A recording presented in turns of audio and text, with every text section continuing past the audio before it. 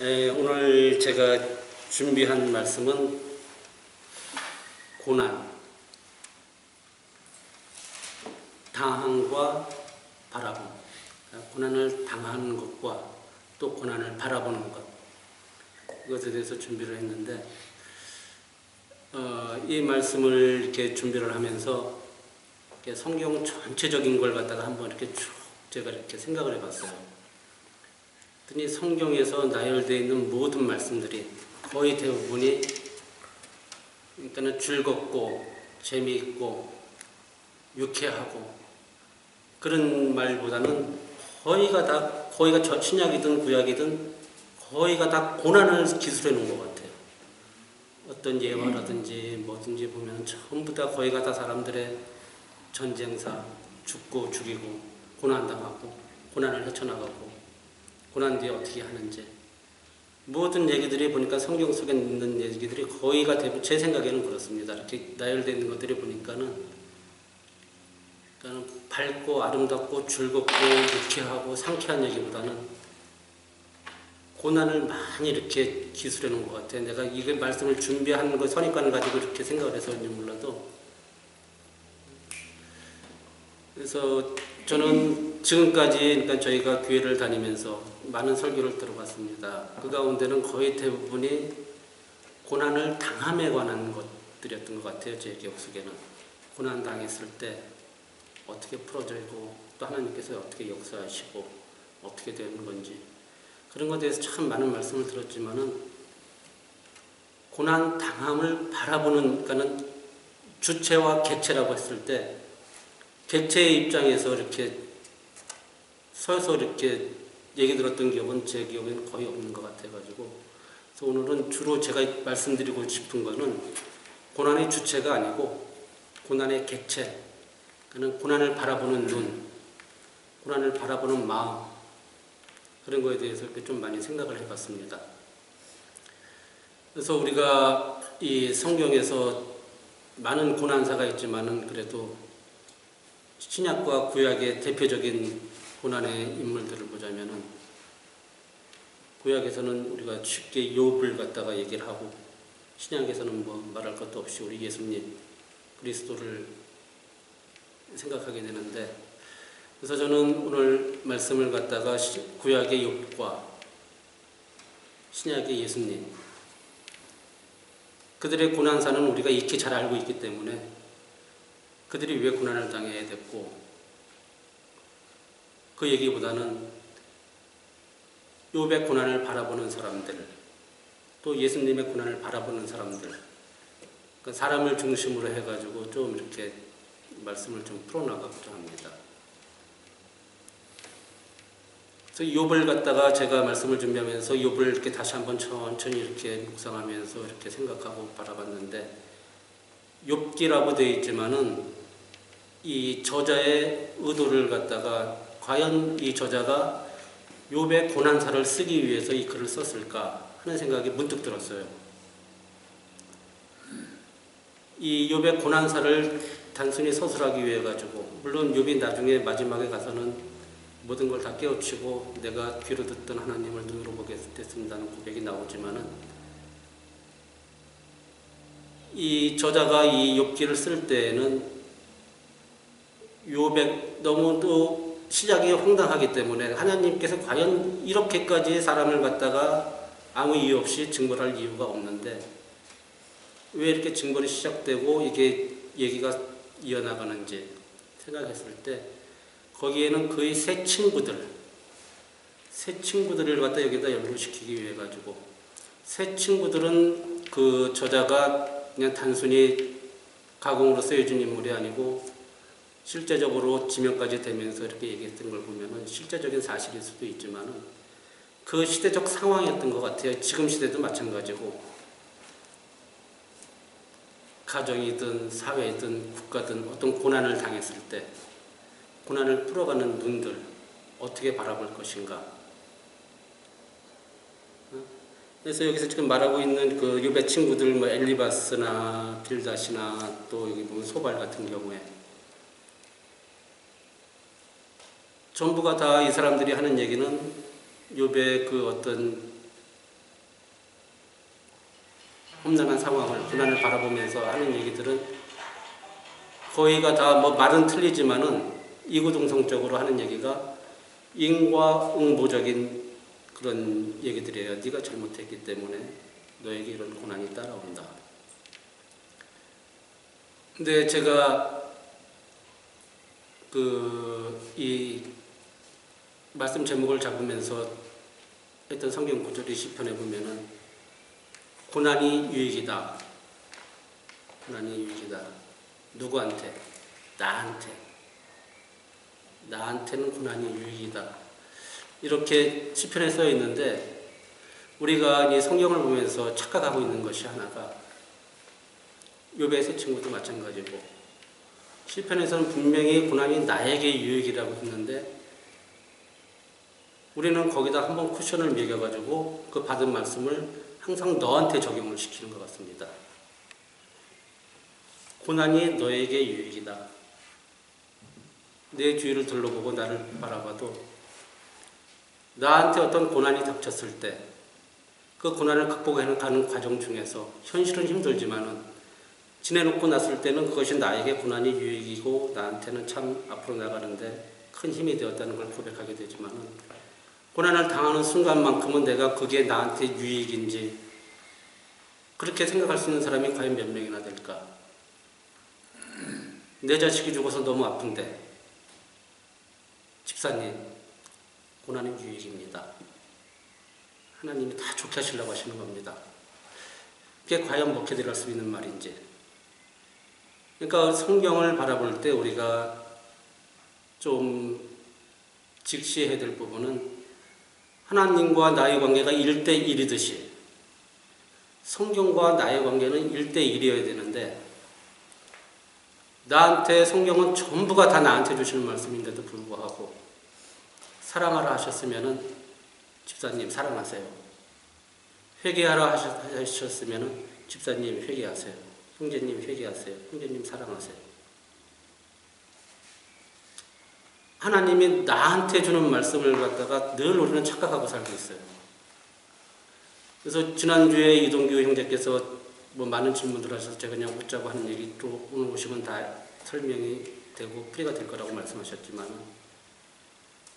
그거 하나만 직시한다고 하면은 복이 됐든 회개가 됐든 사랑이 됐든 모든 성경에서 하시는 말씀들이 하나님이 나한테 하시는 말씀이라고만 생각한다고 생각하면은 그 주위에서 어떤 사람들이 나한테 거기에 대해서 어떤 무슨 얘기를 하고 하더라도 얼마든지 극복이 되어질 수 있고 물론 주위에서 하는 말들은 그걸 갖다 도움 주고자 하는 얘기일 수도 있겠지만은 하나님과의 나의 관계가 1대1로 정립만 제대로 되어 있다 그러면은 주위에서 나한테 어떤 내가 갖고 있는 하나님관에 대해서 물론 그거는 조금씩 내가 신앙이 이제 연륜이 두터워지면서 조금씩 변할 수 있지만은 그 관계만 정립되어 있다 그러면은 하나님의 말씀이 이렇게 지엄하고 준엄하고 또 때로는 사랑스럽기도 하지만은 그랬다고 했을 때 우리가 성경을 바라볼 때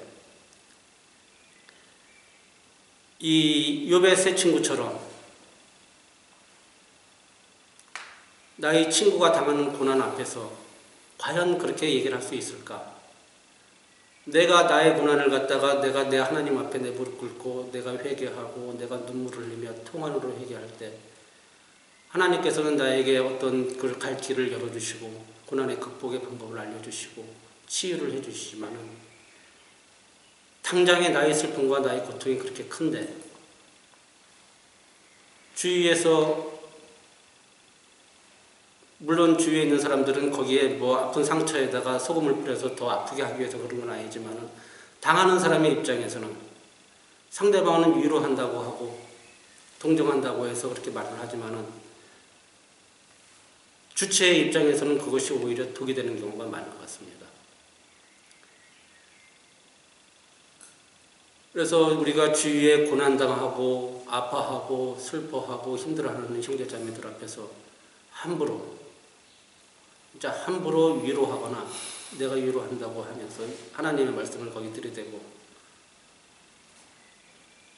내가 또 어떻게 동정의 눈빛으로 바라보면서 물론 측은지심은 필요하겠지만은 동정을 노골적으로 드러내서 그 사람을 더 아프게 하는 일은 없는지 한 번쯤은 돌아보면서 생활해야 될 것 같습니다.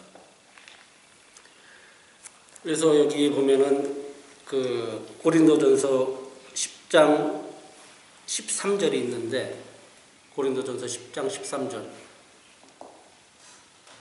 누군가 한 분이 좀 읽어주시면 고맙겠습니다. 고린도전서 10장 13절. 사람이 감당할 시험 밖에는 너희가 당할 것이 없나니 오직 하나님은 미쁘사 너희가 감당하지 못할 시험 당함을 허락하지 아니하시고 시험 당할 즈음에 또한 피할 길을 내사 너희로 능히 감당하게 하시니라. 어떻게 이 말씀을 들으면 좀 위로가 되시나요, 여러분? 이게 하나님이 나한테 말씀을 주셨을 때는 큰 위로와 치유가 되고, 이거보다 더 하나님이 나한테 주셨을 때 이 말씀이 치유가 될 수 있는 말은 진짜 없다고 저는 생각을 합니다.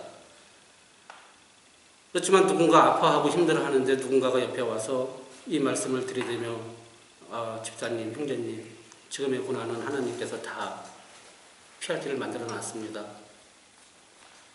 피할 길 없이 시험을 주지 않고 고난 주지 않습니다. 이런 말들을 내가 들었을 때 과연 거기에 동의하고, 네, 집사님 감사합니다, 형제님 감사합니다, 그럴 수 있는지. 그래서 우리가 어떤 고난의 관계에 있다든지 아픔의 관계에 있다든지 했을 때에는 우리가 하나님의 말씀으로다가 그 사람을 치유하는 것도 좋지만은, 제가 예수님 쪽 고난 넘어가면은 이쪽에서 그 욥의 친구들이 욥에게 대하는 거와는 정다른 현상이, 정반대의 현상이, 예수님을 바라보는 사람들의 시선은 같은 고난이지만은 그 사람들의 그 대하는 태도는 전혀 다르게 나타나고 있습니다.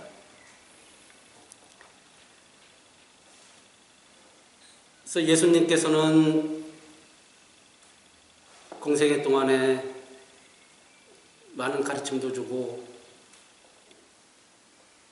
제자들을 훈련시키고 치유도 하시고 하셨지만은 결국은 마지막에는 자신이 예언한 대로 십자가에 달려서 돌아가셨습니다. 그 십자가의 고통이라는 것, 또 십자가에 달리기 전까지의 그 수모와 치욕이라는 것,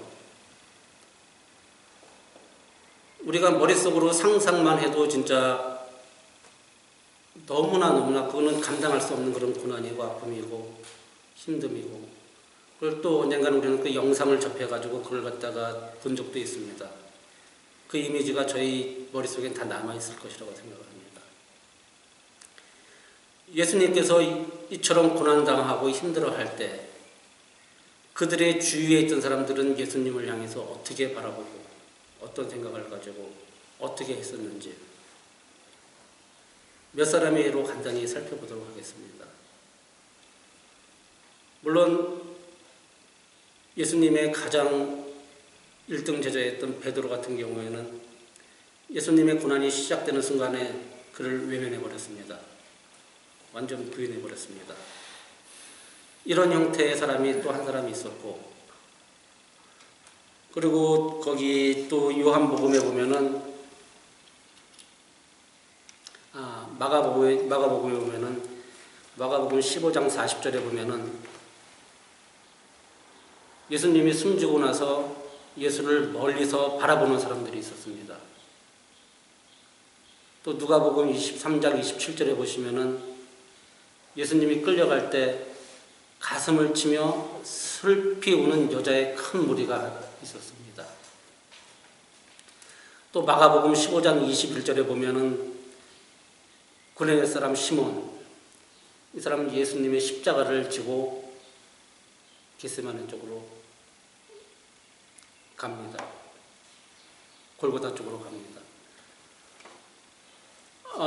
그러고 나서 또 예수님이 돌아가시고 난 다음에 바리새인 아리마대 사람 요셉은 예수님의 시신을 거두어서 장사 지냅니다. 여기서 몇 사람의 이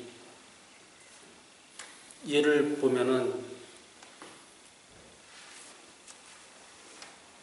예수님이 고난당할 때 물론 너무나 큰 고난 앞에서는 사람들이 어찌할 바를 몰랐었겠지만은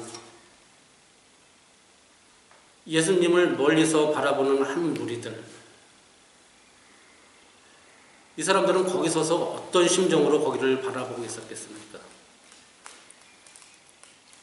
우리가 만약에 감정이입을 그쪽으로 해본다고 하면은 내 앞에서 나의 예수님이 나를 가르치시고 우리를 치유해 주시고 우리의 메시아라고 생각했던 분이 십자가의 형국을 받고 있는 현장을 멀리서 바라볼 때 너무나도 가슴이 아팠을 것 같아요. 가슴 아프고 자연적으로 그 자리에 서서 기도가 나왔을 것 같아요. 자연적으로 기도가 나와.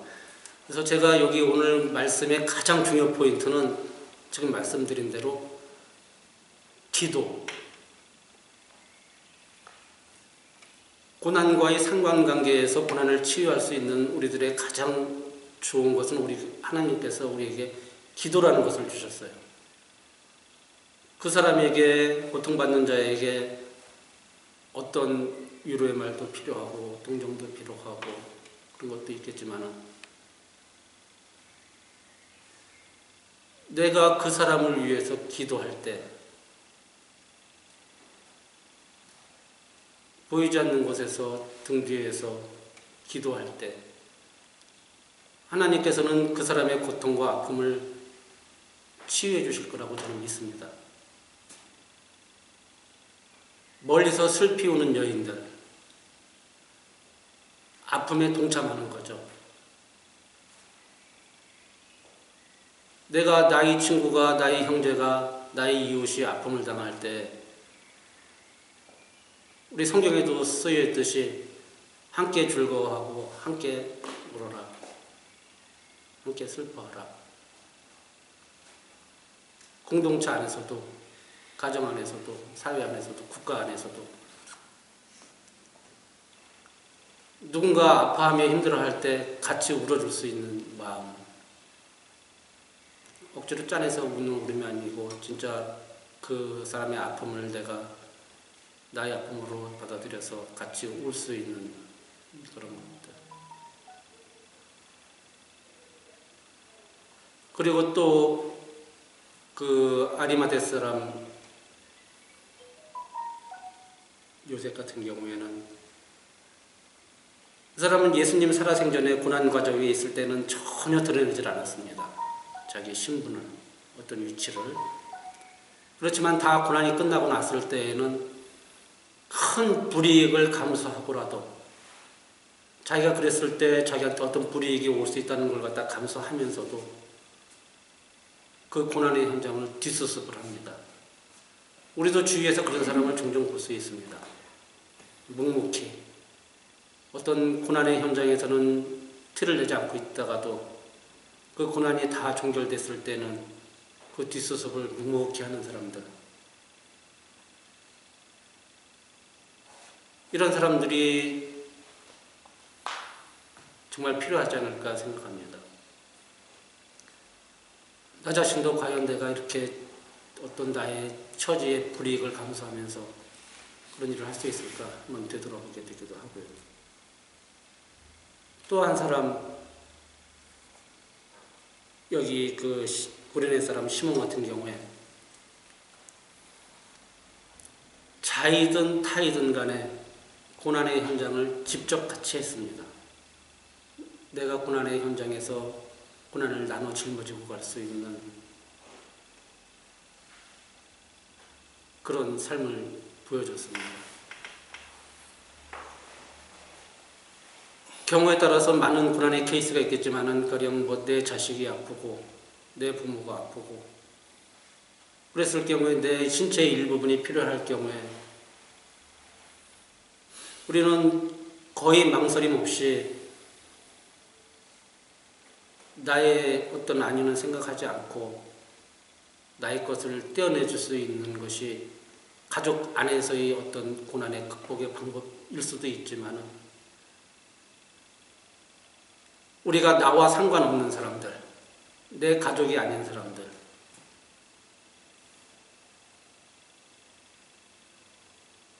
작게는 우리 공동체 안에서 과연 나의 힘이 필요로 하는 곳에 있는 고난을 내가 짊어질 수 있는지, 내가 나눌 수 있는지 한 번쯤은 좀 곰곰이 생각해보고 살았으면 하는 생각이 말씀을 준비하면서 들더라고요.